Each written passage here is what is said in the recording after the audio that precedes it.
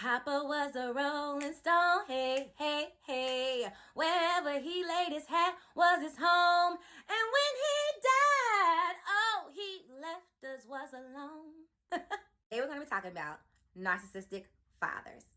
Let's get into it. When it comes to narcissistic fathers, they don't show up for their children. In fact, they actually project that they do to the rest of the world as if they are a great father, but in reality, they don't show up for their children at all. Your father may make fun of you to have the upper hand.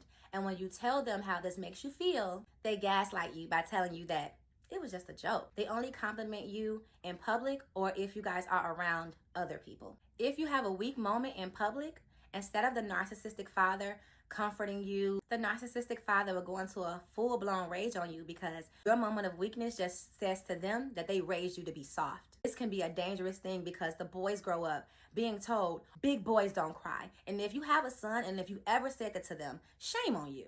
Because everybody has emotions. Everybody has a way to express themselves. And to tell a little boy that they cannot cry when they're hurt or when they skid their knee, that they are not supposed to express the emotion of hurt and pain, this also triggers more little narcissists to grow up to be big narcissists. When they get into relationships with people who are emotional, they can't express that emotion because they were taught to shut it off at an early age by either their narcissistic mother or, more than likely, their narcissistic father. Being able to be vulnerable in your feelings and understanding your feelings is actually emotional intelligence. Just not expressing them at all and keeping them bottled down inside creates a narcissistic person or a person with very, very low self-esteem. When it comes to narcissistic fathers, don't let them tell you guys not to share your emotions. They probably couldn't express their emotions back in the day because they probably had a narcissistic father as well. This might go generations and generations back. And when you shut off emotion, you shut off empathy. And a lack of empathy is what a narcissistic person is. If you guys have emotion, it is okay to express it in a healthy way. The reason why we have so many people with anger issues that blow up or they crash out is because they have not been taught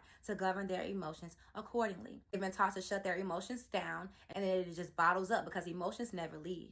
They stay with you until you deal with them. So if you keep suppressing it, the slightest little thing will make you explode. Start sharing how you truly feel. You can do it in a respectful way. This narcissistic father dynamic also teaches the children not to express their emotion to their peers and other people who are actually concerned about them.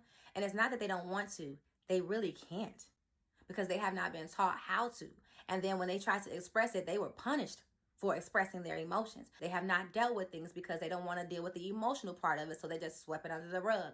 And it's a lot of people in this world that's walking around like that. All right, y'all. Until next time, share, repost it, leave me a comment. Don't forget to heart the video. Bye.